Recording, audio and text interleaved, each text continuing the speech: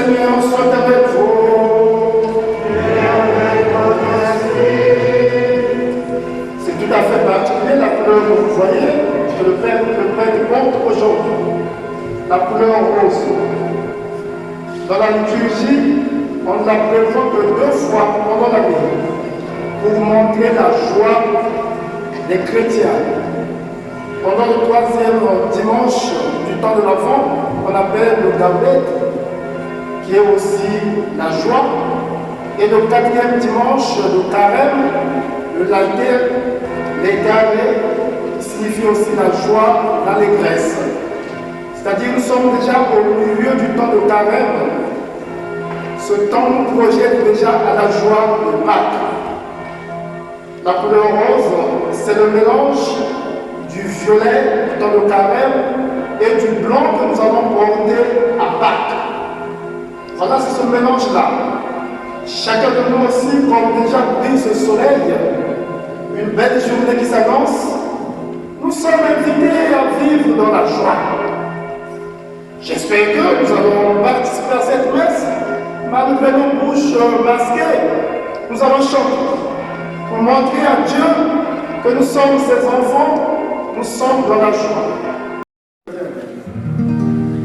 Ta parole, Seigneur, est vérité et ta loi de défense. Le Seigneur soit avec vous. Et avec votre esprit. Évangile de Jésus-Christ selon saint Jean.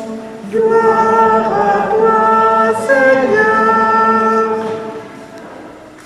En ce temps-là, Jésus disait à Nicodème, de même que le serpent de bronze fut élevé par Moïse dans le désert, ainsi faut-il que le Fils de l'homme soit élevé, afin qu'en lui, tout homme qui croit ait la vie éternelle. Car Dieu a tellement aimé le monde qu'il a donné son Fils unique, afin que quiconque croit en lui ne se perde pas, mais il obtienne la vie éternelle. Car Dieu a envoyé son Fils dans le monde, non pas pour juger le monde, mais pour que par lui le monde soit sauvé. Celui qui croit en lui échappe au jugement. Celui qui ne croit pas est déjà jugé du fait qu'il n'a pas cru au nom du Fils unique de Dieu. Et le jugement le voici. La lumière est venue dans le monde, et les hommes ont préféré les ténèbres à la lumière parce que leurs œuvres étaient mauvaises.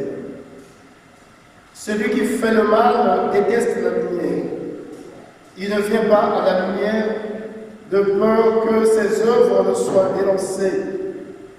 Mais celui qui fait la vérité vient à la lumière pour qu'il soit manifeste que ses œuvres ont été accomplies en union avec Dieu.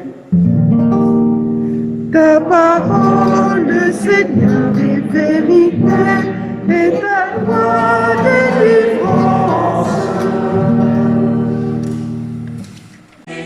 En ce moment, nous pouvons aussi être en communion avec toute la communauté des personnes sourdes de la France. Donc, le suivre la messe, c'est ici en forme de signe, se célèbre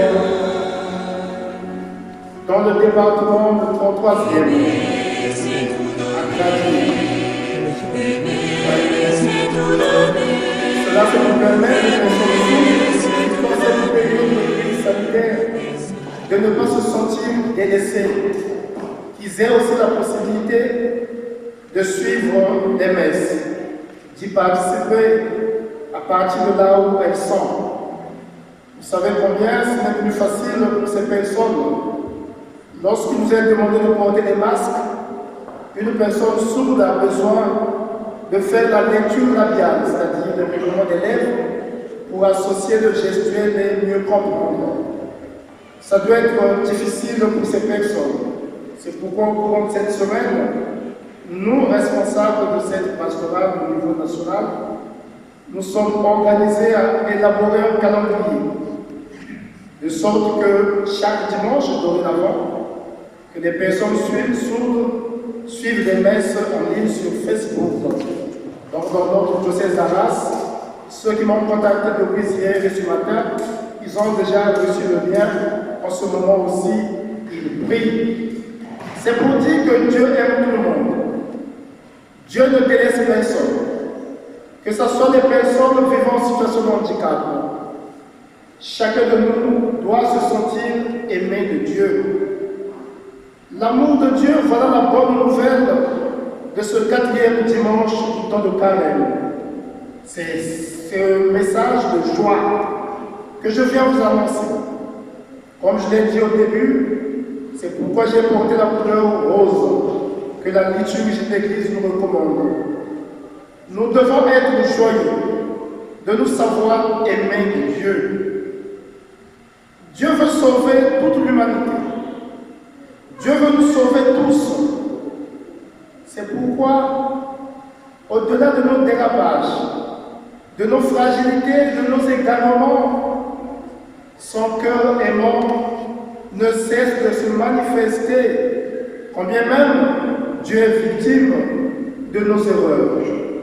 C'est le cas, ce que nous venons de suivre dans la première lecture. Le peuple d'Israël que Dieu a aimé, qu'il a libéré de l'esclavage en Égypte. Dieu a donné à ce peuple les commandements qui sont en fait les orientations pour aller vers le bonheur, dans une relation d'amour entre lui et ce peuple et le peuple entre les hommes. Ce peuple a brillé par les infidélités. En arrivant sur cette terre que Dieu a bien voulu donner, ce peuple s'est détourné de Dieu. Dieu a envoyé des prophètes pour rappeler à ce peuple que je vous aime. Ce n'est pas le bon chemin que vous suivez. Beaucoup de prophètes ont été tués, d'autres méprisés. Finalement, Dieu va laisser ce peuple pour qu'il fasse l'expérience de la déroute. Et le roi Nabucodonosor, le roi de Babylone, viendra envahir ce peuple. Il va saccager beaucoup de biens, entre autres le temple qui est à Jérusalem. Beaucoup vont être tués. Le peu qui reste, Nabucodonosor va décider de le déporter chez lui en Babylone. Finalement, ce peuple qui a été déjà libéré de l'esclavage en Égypte va être encore esclave en Babylone. Et c'est là où ce peuple va être la risée des Babyloniens. Il va être esclave. Il n'a plus la liberté. Il n'a plus la prospérité comme Dieu l'a voulu dans le projet. Les Babyloniens vont même jusqu'à se moquer de ce peuple en leur disant « Mais chantez-nous un chant de Sion ici !» À ce moment-là, ils vont prendre conscience d'avoir mal agi dans leur passé.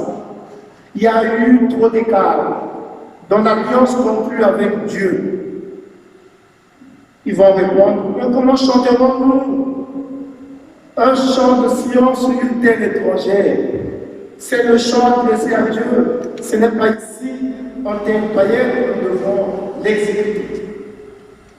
Le Seigneur va envoyer son messager, Cyrus, qui est le roi de Perse, a publié un édit demandant que soit rétabli le temple à Jérusalem pour réhabiliter ce peuple. Et ce peuple va revenir grâce aussi à l'implication des uns et des autres. Tout cela parce que Dieu souffre en nous voyant esclaves.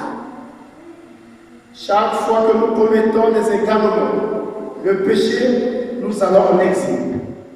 Nous nous éloignons de Dieu, de son amour. Mais c'est Dieu qui est victime dans cette histoire. Son amour est tellement infini, il continue à nous aimer malgré ce que nous sommes. Voilà, c'est ça cette bonne nouvelle que nous devons retenir en ce quatrième dimanche. Dieu nous aime. Quelles que soient les maladies, les difficultés qu'on peut rencontrer, les situations de deuil, cette pandémie que nous perturbe tous, mes frères et sœurs, restons convaincus que Dieu nous aime.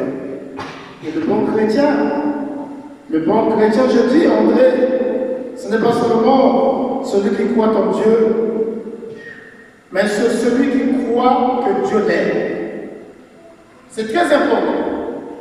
Savoir croire que Dieu nous aime, être convaincu de cela. C'est pourquoi Jésus dans l'Évangile nous dit, mais je ne suis pas venu dans le monde pour juger le monde. Je suis venu pour que le monde soit sauvé. Alors nous sommes invités à quitter nos œuvres de ténèbres, à rentrer dans la dynamique de la lumière. Chaque baptisé reçoit la lumière pendant le baptême. C'est pour que nous nous laissons éclairer dans notre agir quotidien. Chaque baptisé ne doit jamais oublier, comme nous le dira Jésus dans le 5e chapitre de Saint Matthieu, vous êtes lumière du monde. Le chrétien, c'est celui qui éclaire les autres. Notre société vit tant de souffrances. Ne nous fatiguons pas. Lorsque les parents apprennent que la jeunesse devient violente, les parents doivent souffrir. Non, jamais. Ça me fait plaisir d'apprendre à travers les journaux que tel jeune est allé agresser. 48 heures après, les jeunes l'ont tué là-bas. 24 heures après, les jeunes ont agressé la police. Ils n'ont pas été respectueux. Ah, M. Jean Foot, voyez-vous, ça ne sont pas des bonnes nouvelles. Nous allons continuer à porter dans notre prière la jeunesse de France. C'est vrai qu'ailleurs, il y a aussi la violence. Mais c'est ici que nous sommes. Vous le savez pour terminer, que le 19 mars prochain, pendant la fête de Saint-Joseph, le pape François va lancer l'année de la famille. L'année de la famille. Et vous serez aussi invités à être à cette messe que je vais célébrer dans l'église Saint-Joseph de Mont-Sainte-Croix, pour que nous confions toutes les familles de notre paroisse, toutes les familles de notre pays et du monde, sous le regard de Saint-Joseph le protecteur. Nous avons besoin aussi de sa prière. Entrons et continuons notre marche vers Pâques.